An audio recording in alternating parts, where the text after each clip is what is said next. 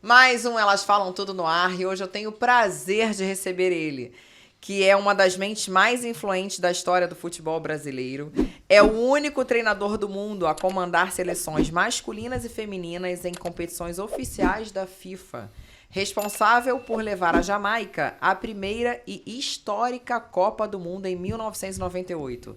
Foi vice-campeão olímpico com a seleção feminina em 2004, autor de livros premiados e mentor de grandes profissionais do esporte.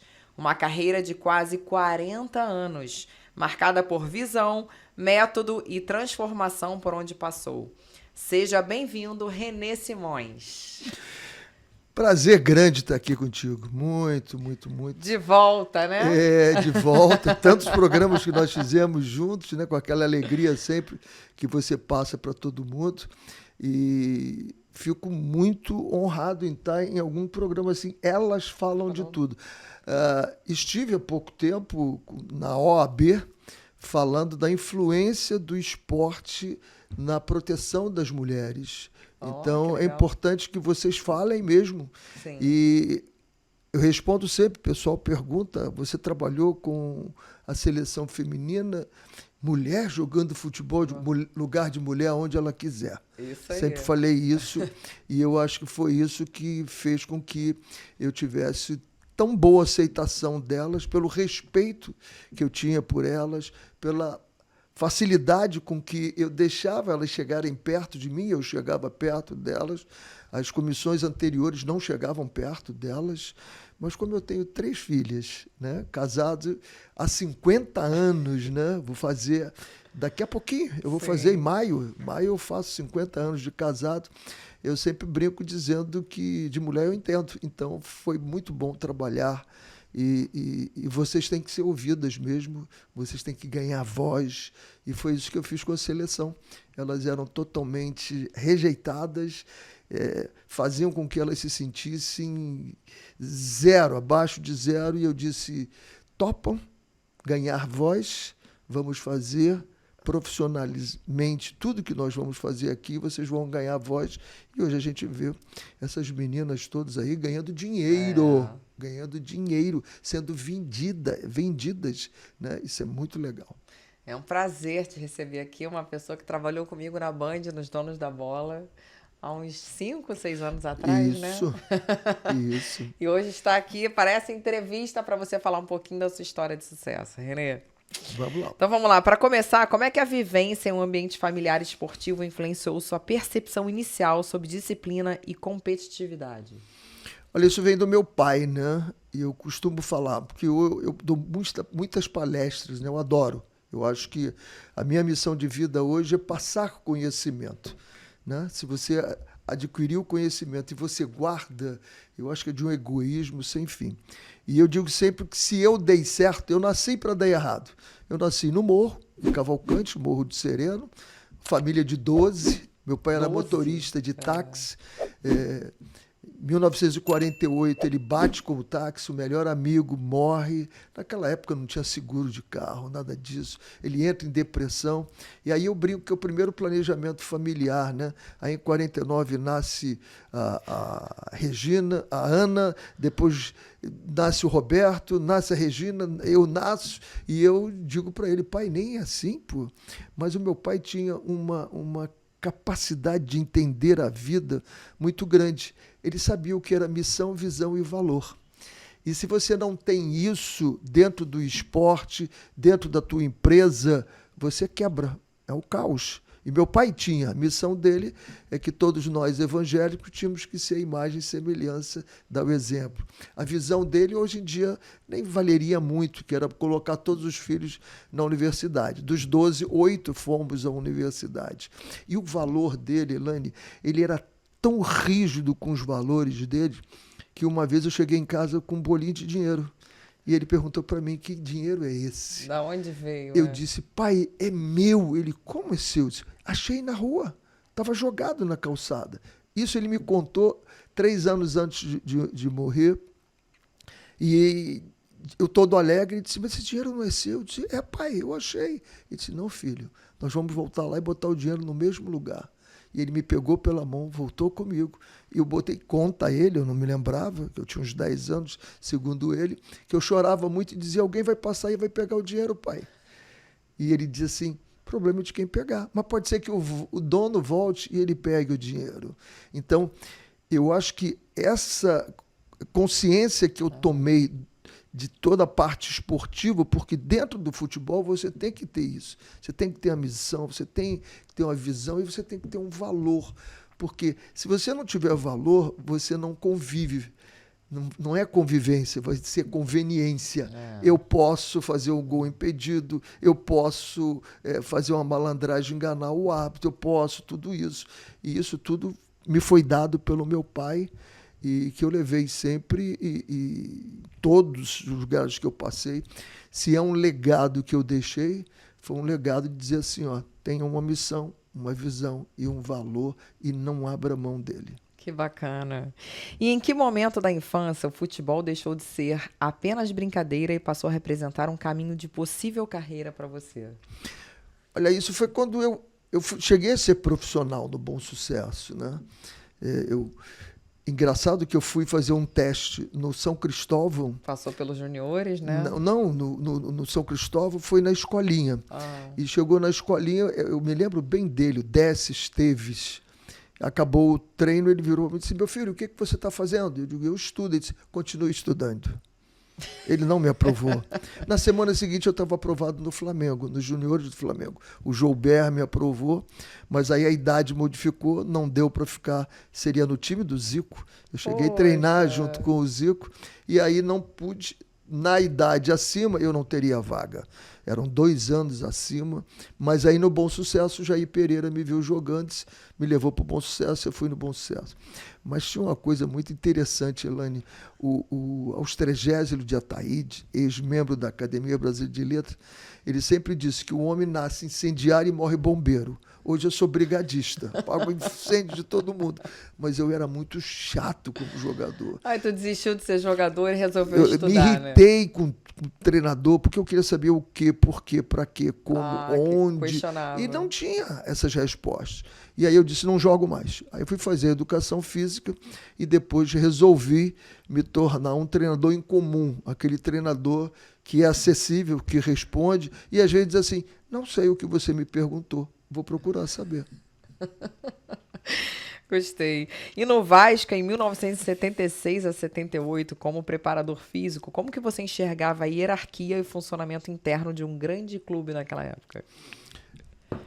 O Vasco foi muito engraçado, porque eu fui despedido sem começar 2 vezes, porque o professor Enio Ricardo Farias era um cara fantástico. Ele tinha sido preparador físico do Bom Sucesso dos juniores, e eu no profissional. E ele me via, eu não tinha contato nenhum com ele. E depois formei educação física, estou no Maracanã, ele me encontra assim, você quer trabalhar comigo? Eu disse, professor, está brincando? O senhor não sabe como eu sou chato, como eu brigo. Ele disse assim, eu quero um cara assim como você. E aí eu fui. Comecei a trabalhar um dia, no dia seguinte me chamaram no RH, eu estava despedido, porque não tinha falado com o Djalma Cavalcante, que era o preparador físico de cima. Aí ele foi lá, voltei na outra semana, trabalhei um dia, fui mandado embora de novo. Me chamaram no RH, mandaram embora. Até que ele foi no presidente, resolveu, e eu trabalhei. E aí eu entendi o que era hierarquia e, acima de tudo, voz de comando numa situação específica que eu nunca contei. Estou contando pela primeira vez. O Enio era o treinador, eu era o preparador físico dele. E tinha um goleiro, se não me engano, o apelido dele era Índio, que o diretor Ivo Marques queria que ele jogasse. E eu e o Enio não víamos nenhuma condição dele jogar. E aí ele botou muita pressão. Aí, num sábado, quando eu fui ver, estava o nome dele na relação para jogar. Eu fui para casa ainda incendiário, né? Eu disse, amanhã eu chego lá e me demito. No domingo, era um juvenil, né? Aí cheguei lá no domingo de manhã, com a cara fechada, o Enio disse assim, vamos lá na sala do diretor. Ele chegou na sala do diretor e disse, olha, o seu jogador está escalado, mas eu não vou dirigir o time, eu estou me demitindo. Aí ele falou, tá bom, então o René dirige. Não, eu vim para me demitir também, eu não vou. Aí ele disse, como é que pode isso? Os dois vão embora.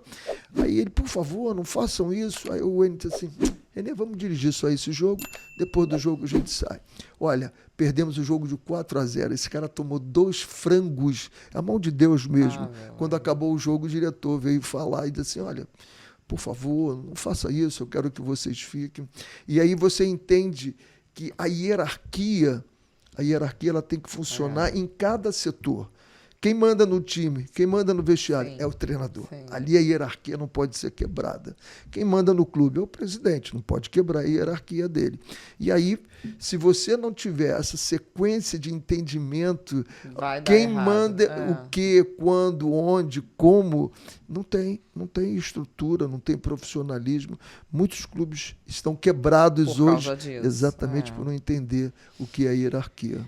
E ainda como preparador físico, que diferenças gritantes você enxergava entre a mentalidade dos atletas daquela época e o que você viria defender décadas depois sobre emocional, rotina e profissionalismo?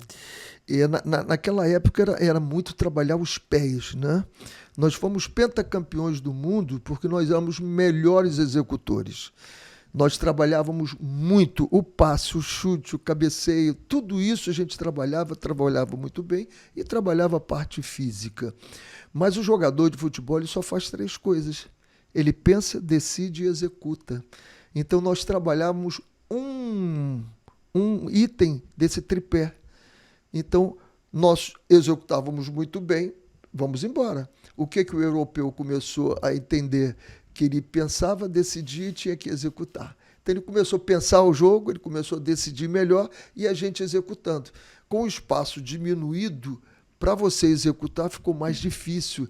Era preciso inteligência e é preciso agora inteligência. E naquela época a gente percebia. E hoje eu comento muito isso, de que nós fizemos o certo para aquela época e fizemos bem. Só que as soluções que nós tínhamos para aquela época, elas não são competentes para essa época de agora. Então, você tem que fazer de forma diferente.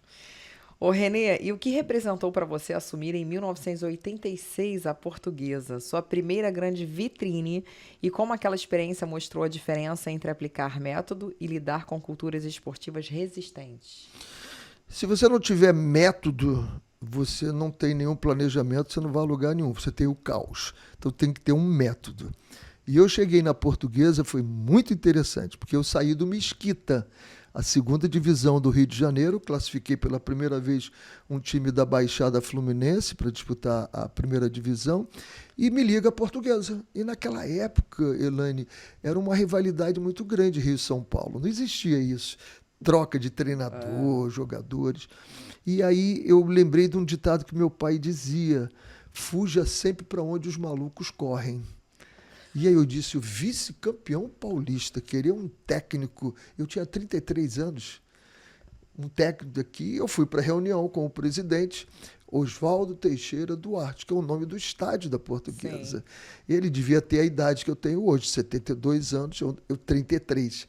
E aí ele, opa, eu não te conheço, estou chegando de Portugal agora, me diga quem tu és, que se eu gostar eu te contrato. Aí eu me lembrei, eu digo, se esse cara é maluco de chamar um treinador, eu tenho que ser mais maluco do que ele. Eu disse, presidente, eu não sei quem o senhor é, eu não sei nada da Portuguesa, faz o seguinte, me diz quem o senhor é e pedindo a Deus que ele não se aborrecesse, porque eu queria aquele emprego. Aí ele olhou e disse assim, rapaz, tu és muito abusado, mas eu gostei. De você. E aí me contratou. E aí tem o lance mais interessante, que quando o presidente acredita no trabalho do treinador. O primeiro jogo nós perdemos de 2-1 para o Paulista de Jundiaí. O segundo jogo perdemos 2-0 para o Corinthians. O terceiro jogo nós perdemos 2-1 para o Inter de Limeira em casa. Eu vim ao Rio, quando voltei, estava o caos. Ele tinha dito que 4, os melhores jogadores, inclusive o capitão, não jogavam mais na Portuguesa. Eu, quando cheguei, o Luiz Carlos Prima, que era meu preparador físico, depois foi campeão em 94 na seleção brasileira, ele me disse, Renê, está um caos aqui. Eu digo, por quê? O presidente disse que esses 4 jogadores não jogam mais aqui.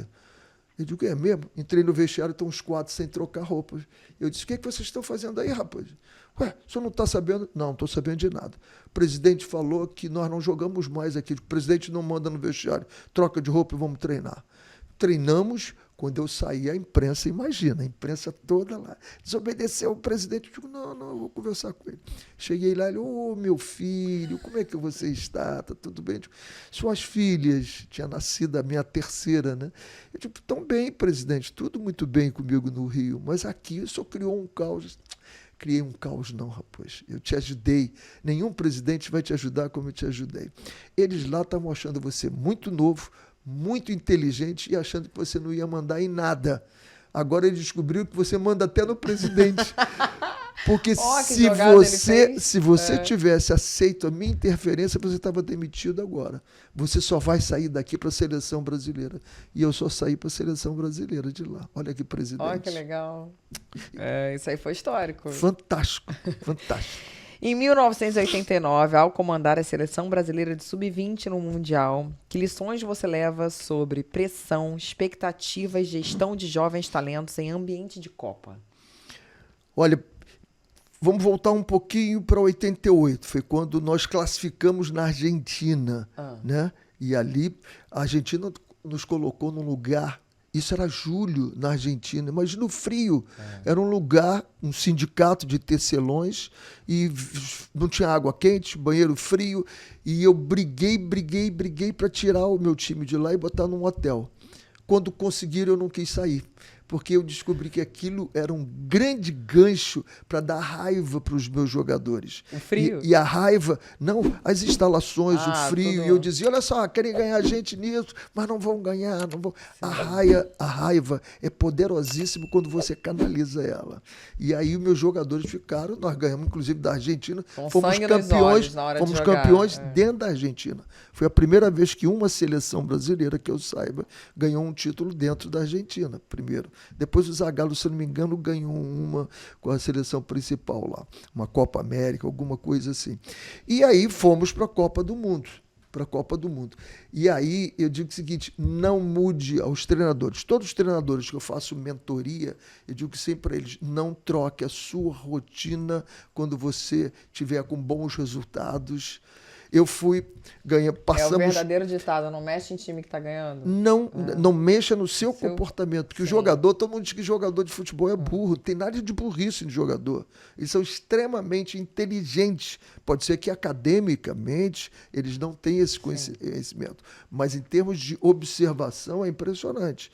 O que aconteceu? Nós passamos a primeira fase facilmente, passamos a semifinal facilmente, as oitavas, e na semifinal eu ia pegar Portugal. E o Carlos Alberto Parreira, meu grande amigo, era técnico da seleção principal e foi nos visitar na véspera.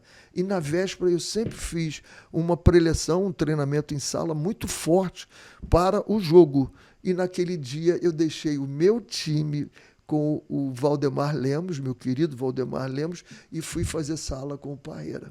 Eu mudei o meu comportamento e você tinha que ver o ridículo que foi meu time dentro de campo. Então eu costumo dizer sempre que ali eu perdi uma Copa do Mundo, porque aquela Copa era nossa, tranquilamente era nossa, aquela Copa. Mas você se culpa por isso? Não me culpo, eu aprendi com isso. Sim. Eu nunca ganho ou perco, eu sempre aprendo. Então aprendi muito. Então todos os meus mentorados eu digo, não mude a sua rotina. Eu me lembro do Carille, quando eu fazia a mentoria, assim que ele assumiu o Corinthians, ele ganhou o primeiro jogo de uma final e disse, e agora? Eu digo, não mude a rotina. Chegue no mesmo horário, faça o seu café igual, dê o mesmo treinamento, faça tudo isso. E agora digo a mesma coisa a quem eu faço mentoria. E se tivesse que escolher um único aprendizado dos anos 70 e 80 que serviu como ferramenta permanente ao longo da carreira, qual seria? 70 e 80? Quando você ganhar, não encha muito o seu peito, não se sinta muito grande, que você cai mesmo, não tem jeito. O apóstolo Paulo dizia, quem está de pé, cuide para que não caia. Então esse foi o aprendizado.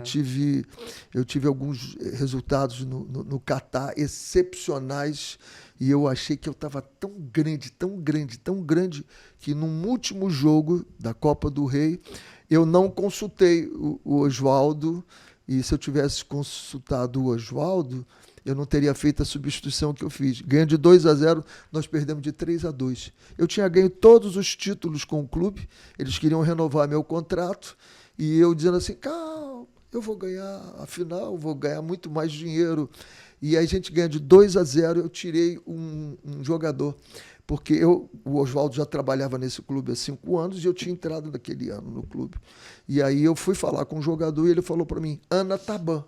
Ana Taban quer dizer, eu estou cansado. Eu tirei o jogador. E o Oswaldo estava aquecendo o pessoal, quando ele olhou no campo e disse assim, Renê, você trocou fulano? Eu digo, troquei. Por quê? Ele falou para mim, Ana Taban, Renê, qualquer coisa que você pergunte para ele, ele fala isso, ele fala mal árabe, ele não sabe nada de inglês, ele fala Ana Taban. Perdemos de 3-2 e eu fui mandado embora no dia seguinte. Quais erros ou excessos de início de carreira você reconhece hoje? De que maneira essas falhas foram essenciais para lapidar o seu estilo de liderança?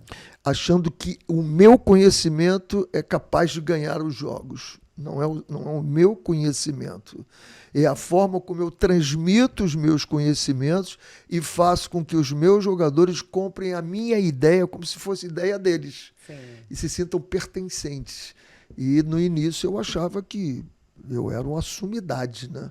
Que eu sabia muito e como é que o cara não faz isso? Não, se ele não compra a tua ideia, ele não vai fazer. Não vai, Então, não é o que eu sei, mas é a capacidade que eu tenho de transmitir o meu conhecimento e fazer com que eles realizem e saiam sorrindo e dizendo assim, eu fiz.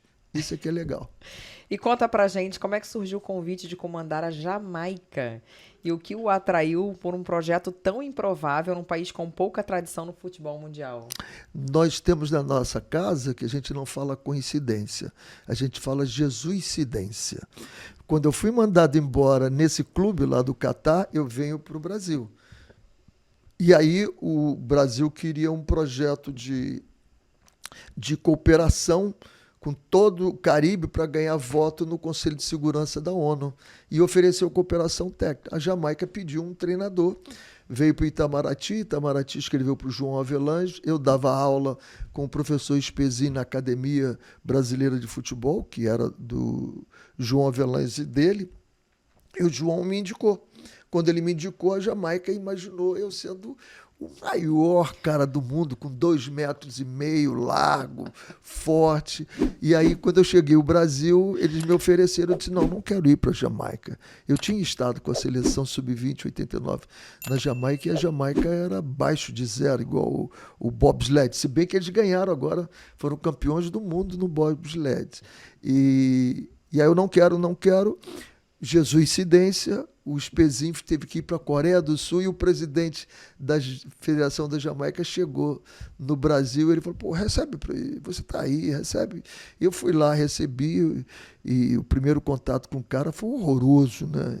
Ele era ex-capitão do Exército, 1,90 m e tanto, 4 portas, e aí eu digo, você é o presidente da Federação da Jamaica? Sou eu mesmo.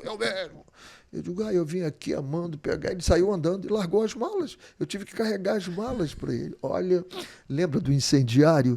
Eu fui dirigindo aquele carro, eu disse, eu vou chutar esse cara, não sei como, porque ele é grande pra caramba. E aí teve uma hora que ele veio, sentou no meu colo, né? Que ele disse assim, você conhece o Professa Simões? Eu não sou professa em inglês, eu sou teacher. Professa, você tem que ter doutorado, e eu não tenho doutorado. Mas na Jamaica sempre foi o Professa Simões. Aí eu disse, conheço. Aí ele falou, conhece? Você sabe onde ele está? Eu digo, sei. Onde é que ele está? Do seu lado. O cara foi da Avenida Brasil até Copacabana sem dar uma palavra. Quando chegou lá, eu disse, agora é a hora de dar outro chute na canela dele. O que é que você quer? Ele disse, quero ir para a Copa do Mundo. Eu peguei um guardanapo e disse para ele, eu vou colocar 10 pontos aqui. Se você fizer esses 10 pontos, você tem chance. Talvez. Mas se não fizer, você não tem. E dei o guardanapo para ele. Como eu não queria, eu tinha dito que não ia, deixei ele entrevistar 4 outros treinadores, porque ele queria um ex-jogador de futebol, que fosse diplomado, treinador, tivesse trabalhado na seleção brasileira, tivesse experiência de exterior e falasse inglês. Isso é caro pra caramba, difícil. E aí, quando eu voltei à noite, ele entrevistou, já sabe quem é o treinador, eu curioso, ele disse, claro, é você. E aí foi Você falava inglês? Eu falava. E foi uma guerra, não, o Itamaraty entrou, acabou. A história diz que Jesuicidência. É, coisa de Deus. E quando você chega na Jamaica em 1994, que choque cultural e estrutural você encontra e como que você transforma aquele caos em uma oportunidade de aceitar a missão de levar o país a uma Copa que parecia impossível? É isso mesmo. Tanto que o título do meu livro sobre a Jamaica é The Impossible Dream, né? Líder Sonho impactante. impossível. Impactante. E o primeiro jogo, ele me pegou no aeroporto, eu fui ver um jogo, foi o Wadada contra o Christ. Esqueci o nome do time agora. E não tinha campos de futebol, só tinha um estádio. Os campos eram de escola cercado com uma corda. Alguém assistia atrás da corda? Não. Atacava, ia pra frente, ia pra trás, aquilo, e aquele cheirinho, né? E eu fumando por osmose, né? Maconha Direto, no campo, Jamaica. porque é como se você estivesse aqui na praia, né? Hoje em dia já não fumam tanto, né? Hoje o pessoal cheira mais do que fumam. Mas lá também, querem falar sempre mal da Jamaica. Porque lá ainda é liberado, né? Não é não. Não é liberado? Não é liberado. Mas ninguém prende ninguém por causa disso, como aqui também não é liberado, alguém prende alguém. E o que aconteceu é que o jornalista veio me entrevistar e perguntou para mim, disse, e aí, o que você achou? Eu disse, olha, estou lembrando da história de 2 vendedores de sapatos brasileiros que foram para a China. O primeiro chegou lá, com 2 dias, ligou para o chefe dele e disse, você é maluco? Você me mandou vender sapato em lugar que ninguém usa sapato? Estou voltando. Voltou. O outro fez uma pesquisa de mercado, ligou para o chefe e disse assim, você é um visionário. Aqui ninguém ainda usa sapato, mas vão usar porque eu vou ensinar. E eu contei essa história e disse para eles, aqui ninguém ainda joga futebol como deve, mas eu vou ensinar. É, isso aí. E ao encontrar jogadores amadores, que era barman, carregador de malas, funcionário de aeroporto, como é que você avalia quem tem potencial real e como você convence de que uma Copa do Mundo é algo alcançável? A primeira resposta que eu tive num time, que eu sempre faço essa pergunta quando eu assumo um time, o que é que você quer da vida? Eu não tive resposta, eles não sabiam. O que eles queriam do futebol. Futebol, para eles, é alguma coisa que eles faziam, saía do trabalho, ia lá, treinava um pouco, disputava um campeonato semi-amador e tudo. Sim.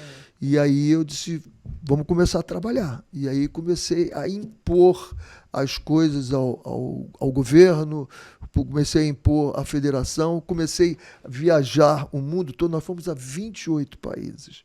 28 países. Nós jogamos 20 jogos com jogadores só da Jamaica. 20 jogos para classificar para a Copa do Mundo. 14 jogos nós jogamos com jogadores só da Jamaica. Esse barman, isso, virou todo mundo trabalhando integral na federação. A peneira. Trabalhando e a seleção permanente.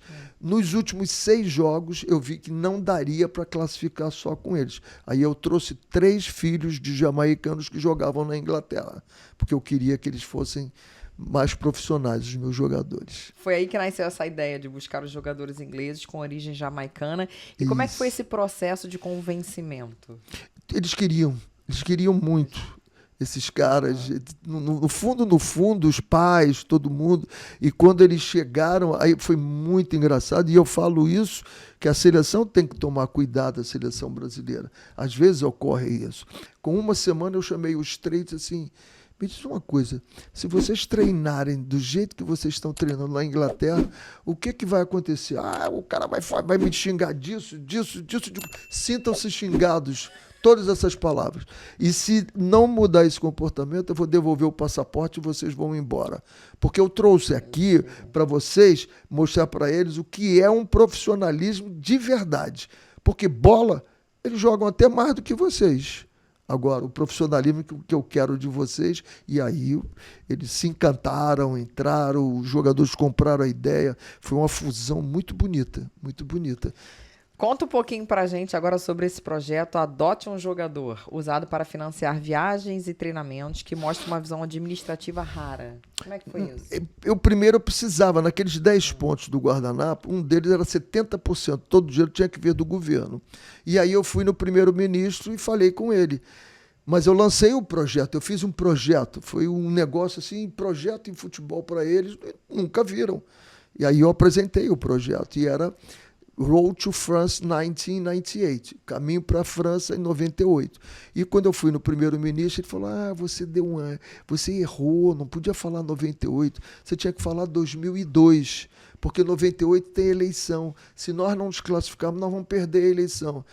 E aí eu saí e disse: desculpe, excelência, mas eu vou dar um jeito nisso. E aí foi quando eu lancei Adopt a Player. Eu fui num supermercado e numa agência de carro de 2 caras que eu conheci, e eu pedi $1.000 jamaicanos. $1.000 jamaicanos para cada um deles. Era $165 mil, $1.000 americanos, que eram $165 mil jamaicanos. Era muito dinheiro.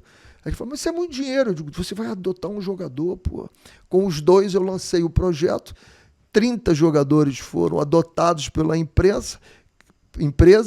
Quem é que me ligou logo depois desse barulho todo que eu fiz no país? Primeiro-ministro. Quanto é que você precisa?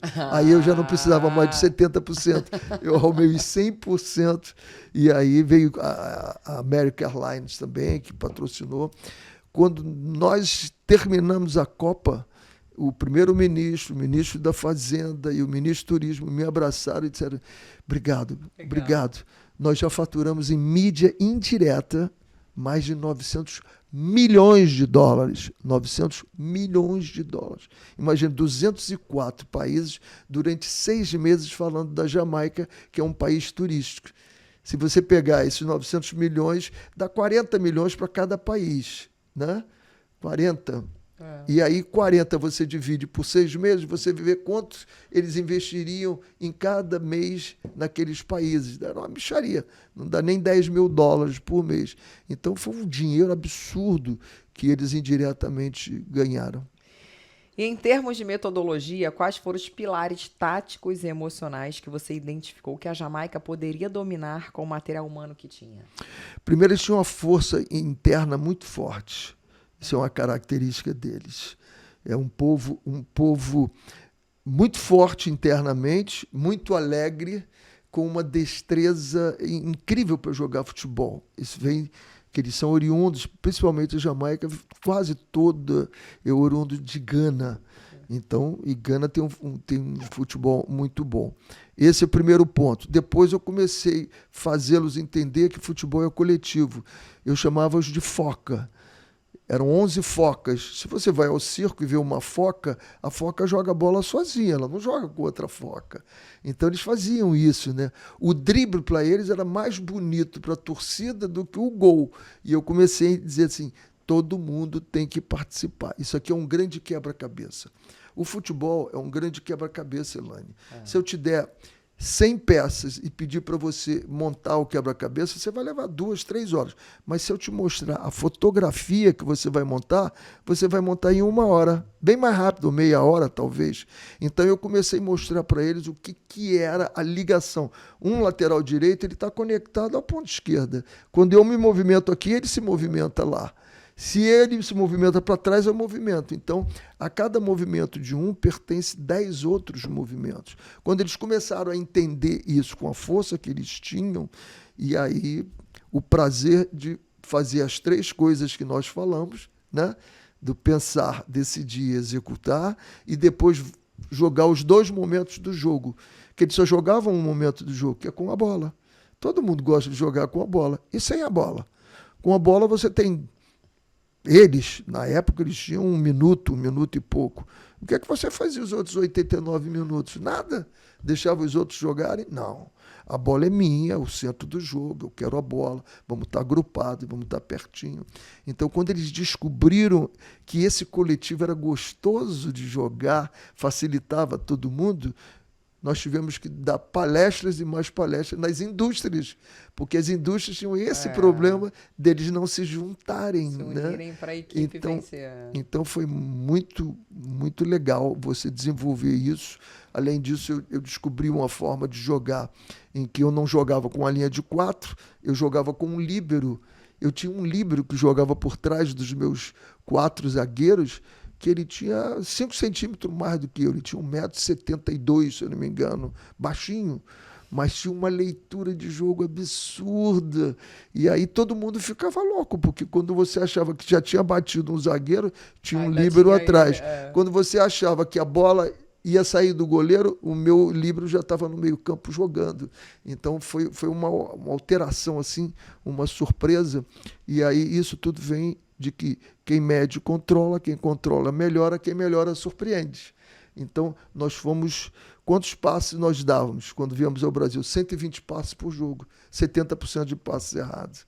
E aí nós fomos medindo, controlando, melhorando. Contra os Estados Unidos nós demos 600 passes com 80% dos passes corretos.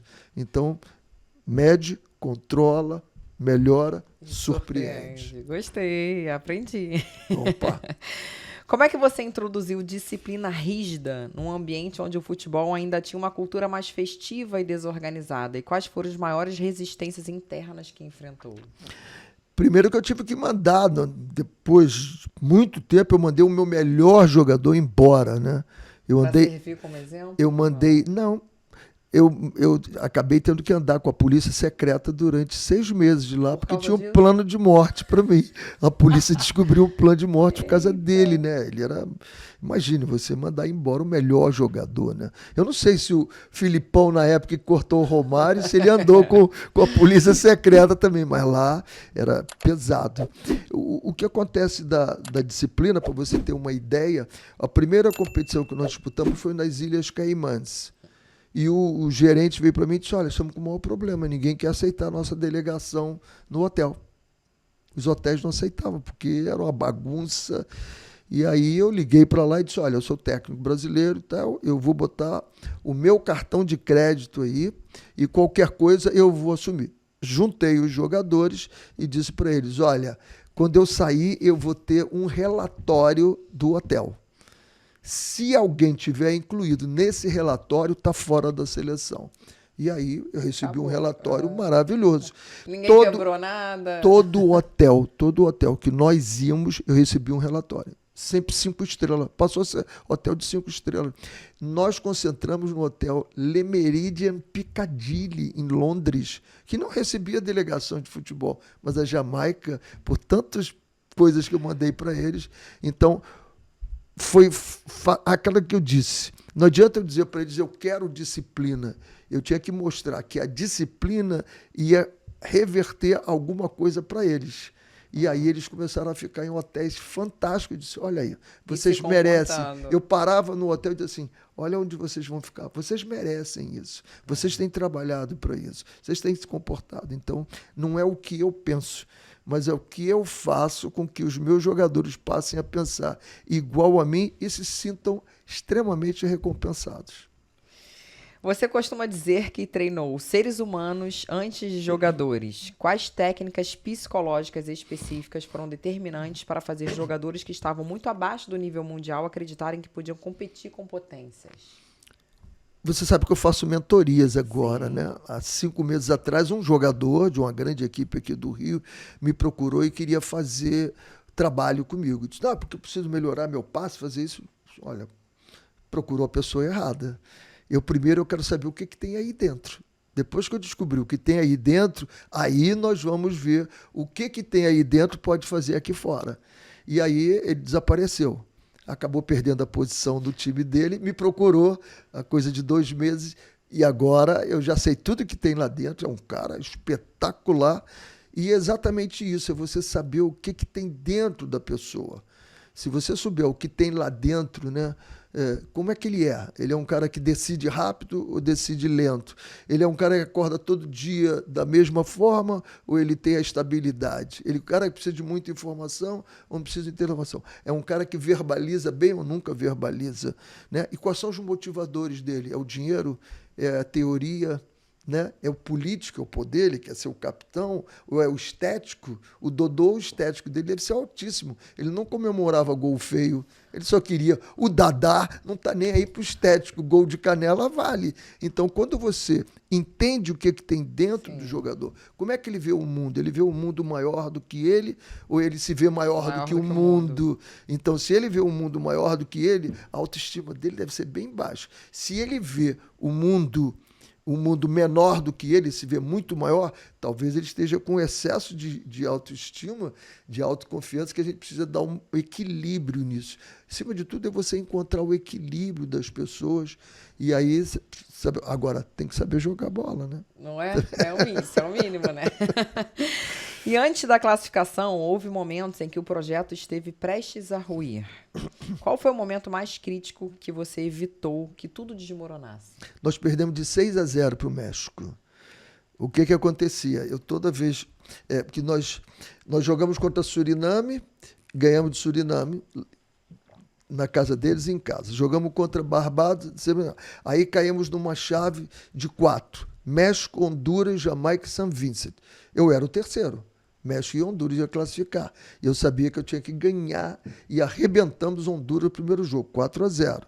São Vicente, México, eu sabia que eu tinha que fazer um bom jogo. Aí eu imitei a seleção brasileira. Eu fui para Toluca, no centro de treinamento de Nestlé, onde ficou a seleção em 70, e treinei lá. E meu time perdeu de 2-1 para o México. Aí, nessa chave, o México devia acabar em primeiro. Nós acabamos em primeiro. Aí fomos para a última chave. A última chave, México, Estados Unidos, Costa Rica, Jamaica, Canadá e El Salvador.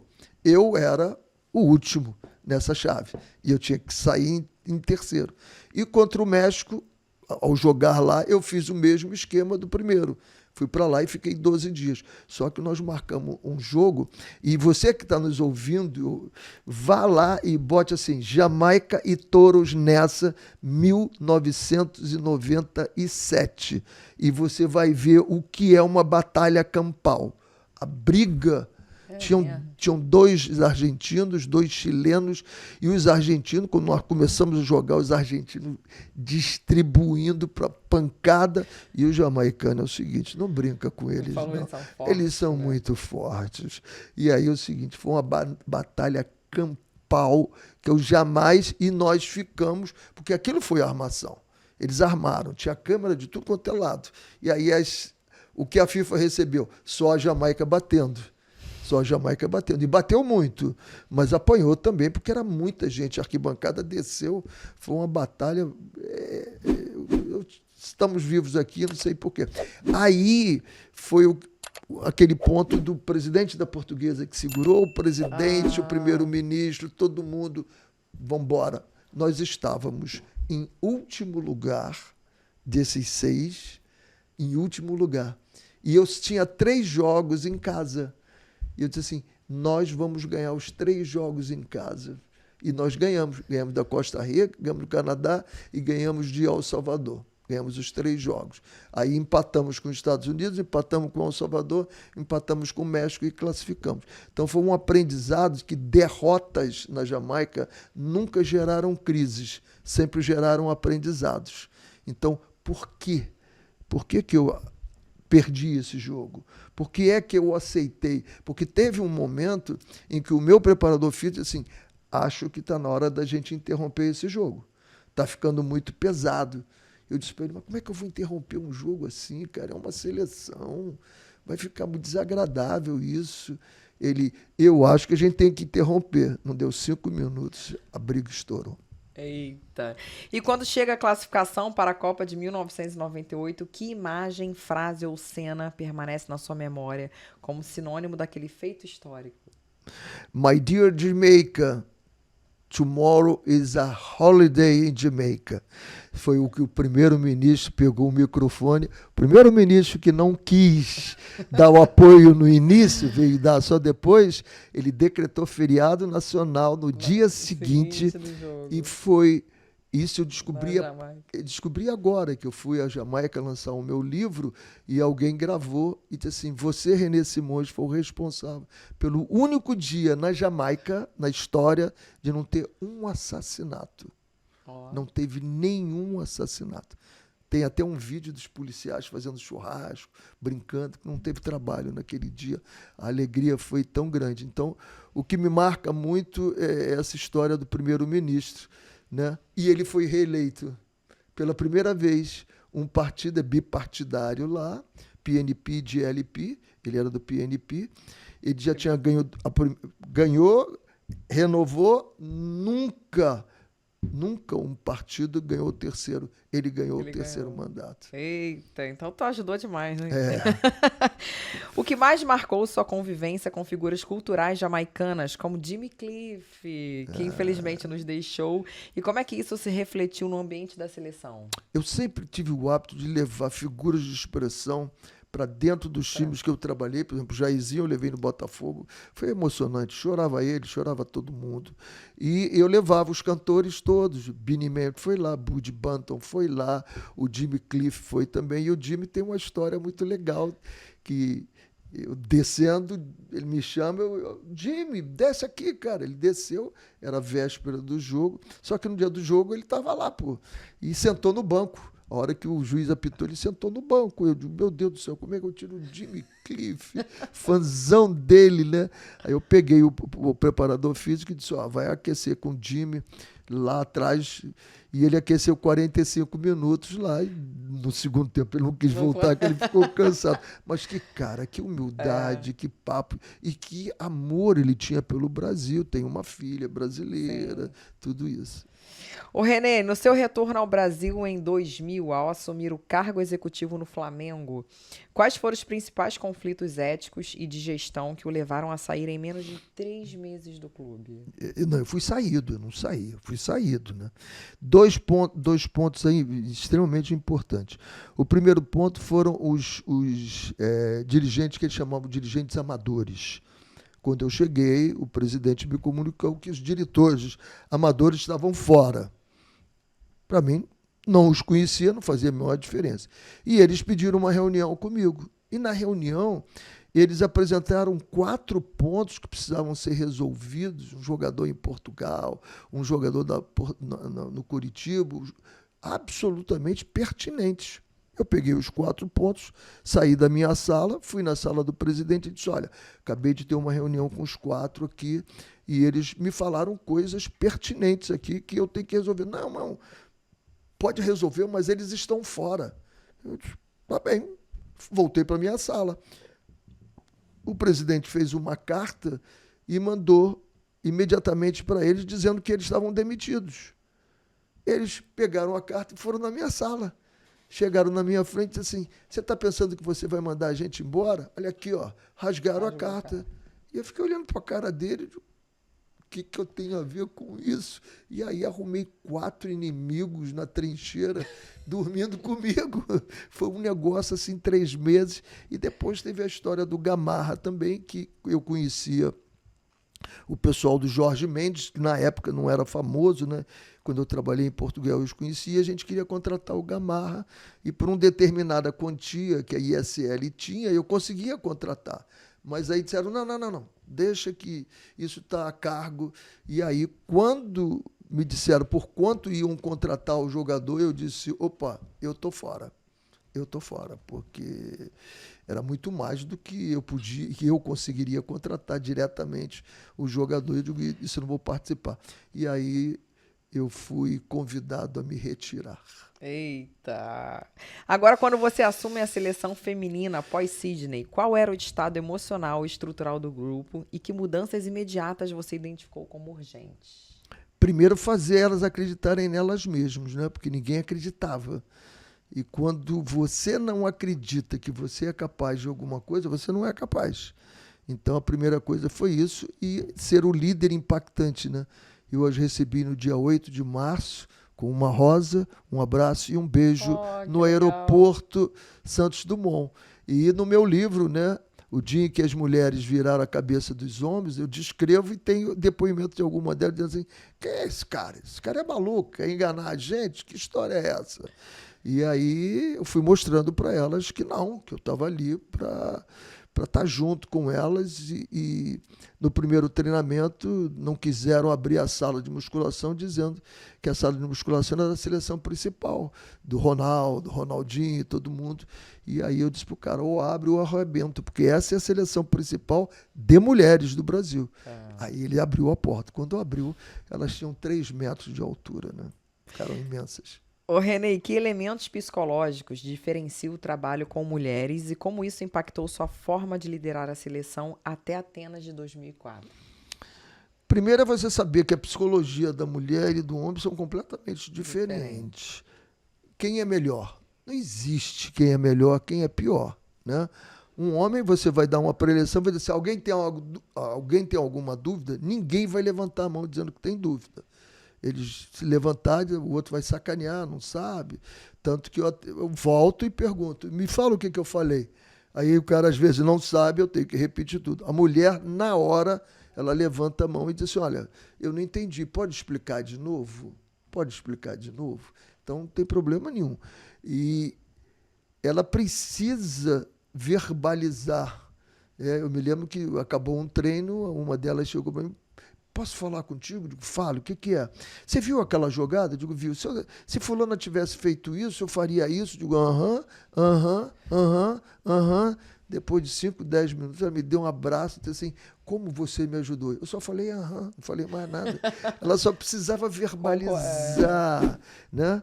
E essa é a diferença. Já o homem, não. O homem, ela está aborrecida, você vai saber que ela está aborrecida contigo, você chega perto e conversa. O homem, ele vai disfarçar, você não vai nunca saber. Mulher sempre demonstra mais esse sentimento. Então, você tem que ter essa sensibilidade de saber que... mas eu sempre tive muita tranquilidade, porque eu sempre repetia a mesma frase com homens e mulheres. Eu estou sempre muito próximo de vocês, mas eu não sou um de vocês. Sim. Então, para entender a linha, que é muito tênue, se você deixar passar de um lado para o outro, né? Achar que eu sou um deles, ou elas achar que eu podia me comportar como elas, ou chegar até perto mais do que devia, sempre foi muito claro isso. Então isso foi o que fez a gente ter sucesso. E se você fosse montar hoje um time ideal apenas com valores humanos e comportamentais, não técnicos, quais seriam as 3 características fundamentais que um atleta precisaria para ter e jogar com você? Primeiro, autoconfiança. Tem que ter autoconfiança. Se ele não tiver, ele não souber quem ele é.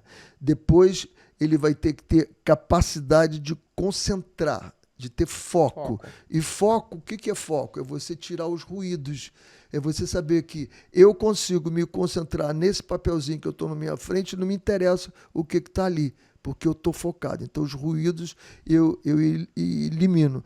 E depois é você ter disciplina. Mas disciplina não é você acordar às 5 horas da manhã, como eu sei que você acorda para malhar, porque você gosta. Isso não é disciplina. Disciplina é ter um médico dizer assim, você tem que acordar às 5 horas, senão você vai morrer. Aí é disciplina. Então, disciplina é você fazer aquilo que é preciso, eu gostando ou não. Obrigação. Ou não, eu gostando. Então, se você tiver autoconfiança, se você tiver esse foco, se você tiver disciplina, esse jogador eu quero. Renê, em 2017, ao anunciar sua aposentadoria, que peso emocional sentiu ao encerrar uma carreira tão longa? Eu hoje em dia, trabalhando como eu estou trabalhando com treinadores, tendo que ver jogos e estudando, sabendo o que vai acontecer, dá até coceira, né? Dá até vontade de... O Abel agora, torcer, né? Treinadores voltando, o Hélio dos Anjos ganhou com o Náutico. Eu cito o exemplo do técnico de Curaçao, que botou a minha Jamaica na repescagem, agora num grupo que era absurdo a Jamaica não ganhar. E quem é? É o Avocati, Dick Avocati, de 78 anos. Esse cara é o técnico de Curaçao que conseguiu fazer esse feito. Curaçao tem 125 mil habitantes, só tem um campo sintético, não tem mais nada do que isso. E ele conseguiu juntar jogadores e colocar eles na Copa do Mundo. E o que motivou a transição para coach esportivo e mentor de treinadores? Olha, eu sempre gostei de passar conhecimento, né? E a gente costuma dizer o seguinte, Existem os astronautas e os astrônomos. Quem fala muito isso é o Evandro Mota. Astrônomos e astronautas. Os astronautas foram lá em cima, são jogadores de futebol. Eles estiveram dentro de campo, eles conheceram. E os astrônomos são aqueles que fizeram a teoria toda para levar o foguete até lá em cima. Então, se você consegue fazer com que esse cara que teve 15, 20 anos receba informações de quem já foi astronauta e astrônomo e estudou muito, você pode acelerar o processo dele como treinador. Porque é aquilo que eu falei, não é o que eu sei, mas é a forma com que eu passo o que eu sei e eu faço que os meus jogadores acreditem deles e quando termina ficam felizes da vida porque eles fizeram. Então, isso é que me estimula, estar trabalhando sempre com atletas, com treinadores. E relembrando os velhos tempos, vou pedir para você escalar agora a seleção ideal de René Simões para disputarmos a Copa do Mundo. Jefferson, goleiro, não tenho nenhuma dúvida. Na lateral direita eu botaria o Anderson Lima, que jogou comigo. De líbero era o Durão Brown e a Juliana. Vou botar a Juliana de zagueiro e o Durão Brown de líbero. Vou botar de quarto zagueiro, eu vou botar o Rogério, que jogou comigo. Na lateral eu boto o Leonardo, não tem jeito. De volante eu boto o Moacir, foi de seleção sub-20. Na frente não tem jeito, vai jogar o Bismarck, jogava demais. O Washington Coração Valente fica lá. Lá na ponta esquerda eu boto o Jobson, que é um crime o que fizeram com o Jobson. No melhor momento, quando a gente estava recuperando ele no Botafogo, arrumaram um jeito para ele não jogar a final do Carioca, Vasco e Botafogo. Eu sei quem arrumou isso e acabaram com a carreira dele. E ele estava limpo, sendo feito um trabalho com o mental coach que nós tínhamos, o Paulo Serrano, e isso me doeu muito, terem feito aquilo com aquele menino. Ô René, e há algum arrependimento profissional que com a sabedoria de hoje você transformaria em uma oportunidade diferente? Quando eu fui diretor técnico do São Paulo, eles me contrataram por 8 anos, eu disse 4 anos eu vou comandar Cotia, depois eu vou fazer a transferência dos jogadores. E quando o Juvenal Juvencio, presidente do São Paulo, sobe e me pergunta o que eu achava de Cotia. E Cotia não tinha um planejamento pedagógico, metodológico, e eu comecei a montar tudo isso. Mas quando ele me perguntou, a resposta que eu dei para ele foi a mais idiota que alguém podia ter dado. Eu disse para ele, olha, imagine uma mulher bonita, linda, um corpo excelente, mas ela não sabe fazer amor. Eu disse isso para ele. Ele olhou para a minha cara assim. Hoje, qual é a resposta que eu ia dar para ele? Digo, presidente, você é um visionário. Imagina construir isso que você construiu. Com o plano pedagógico, metodológico que eu vou fazer, você vai fazer o maior centro do mundo. Esse cara ia me pedir em casamento. Amadurecimento. Amadurecimento. Né? E para encerrar, meu grande amigo, se você pudesse escolher apenas uma lição para deixar registrada para os novos treinadores, qual seria essa mensagem? Saiba que a vida é uma roda gigante e você vai ter momentos que você vai estar lá em cima. Nesse momento, não perca a sua humildade, não perca a sua intensidade de trabalho, não perca a sua tenacidade e tente fazer o máximo possível que essa roda se mantenha aí em cima. Mas não tenha dúvida que ela vai rodar. Ela vai chegar lá embaixo. E quando chegar lá embaixo, o mesmo que te fez lá para cima, talvez não seja o necessário. Talvez você precise um pouco mais. E aí, para fazer com que ela suba de volta. Eu quero te presentear com 2 rodízios da melhor churrascaria que temos aqui no Rio de Janeiro, Barra Grill. Olha! Você gosta? Quando é que eu volto? Para ganhar Quem mais não 2? gosta do churrasquinho? Ah, né? todo mundo gosta. E eu gosto muito do Barra Grill também. Eu quero agradecer demais ter te reencontrado novamente. Já trabalhamos juntos. E quem sabe agora em 2026, 27 ou 28 a gente possa se esbarrar por aí. Olha. Em alguma emissora, algum estúdio, algum campo de futebol. Com certeza. Eu tenho certeza que a televisão está sentindo falta de você. É verdade. Obrigada, tá? Um beijo grande. É isso aí, galera. E para você que ainda não acessou o canal, entre aí no Elas Falam Tudo, ative o sininho para receber as notificações e curta também os vídeos. Beijo e até a próxima quinta.